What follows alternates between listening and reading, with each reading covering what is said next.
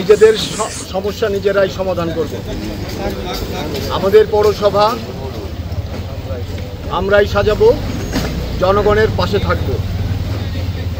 আজকে তৃতীয় দিনের মতো কর্মসূচির অংশ হিসাবে আমাদের এই আপনারা দেখতে পাচ্ছেন যে আমরা এই বিশ্ব রোডটা, এটা একটা সবসময় ব্যস্ততম সড়ক।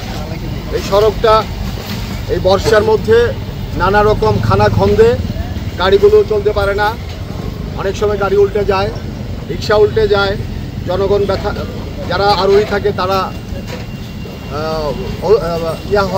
আহত হয়ে যায় এরকম অবস্থায়। তো আমরা চিন্তা করলাম যে আমাদের উদ্যোগে স্বেচ্ছাশ্রমের মাধ্যমে আমাদের ভারপ্রাপ্ত চেয়ারম্যান তারেক রহমান, যিনি আমাদের আগামীর রাষ্ট্রনায়ক ভাবছি, ওনার 31 দফা বাস্তবায়নের আলোকে আমরা চিন্তা করলাম আমাদের জনগণের পাশে থাকতে হবে।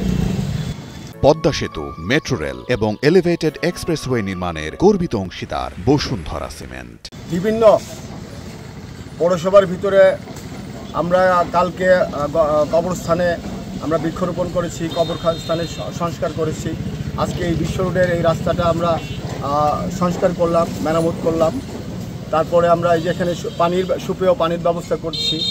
আমরা রেল স্টেশন চত্বরে গিয়ে দেখলাম ওখানে আপনার ফ্যান নাই, যাত্রীরা বসতে পারে না, বসার জায়গা নাই, নোংরা আবর্জনা, ওগুলো পরিষ্কার করার ব্যবস্থা করেছি। আজকে আমরা ওখানে ফ্যানের যাত্রীরা যাতে গরমের মধ্যে তারা স্বস্তির নিঃশ্বাস ফেলতে পারে, এই জন্য আমরা ফ্যানের ব্যবস্থা করব। ওখানে সুপেয় পানির ব্যবস্থা নাই, সুপেয় পানির ব্যবস্থা করব। বাথরুম নাই, বাথরুমের ব্যবস্থা করব। এবং আমরা এই শহরের আমাদের মধ্যে যতটুকু, আমরা তো আর পুরোটাই পারবো না, সাধ্যের মধ্যে আমাদের বিএনপি পরিবার আমরা সবাই মিলে কীভাবে এই মানুষকে স্বস্তির জায়গায় রাখতে পারি, একটু সেবা দিতে পারি, সেই লক্ষ্যে আমরা কাজ করে যাচ্ছি।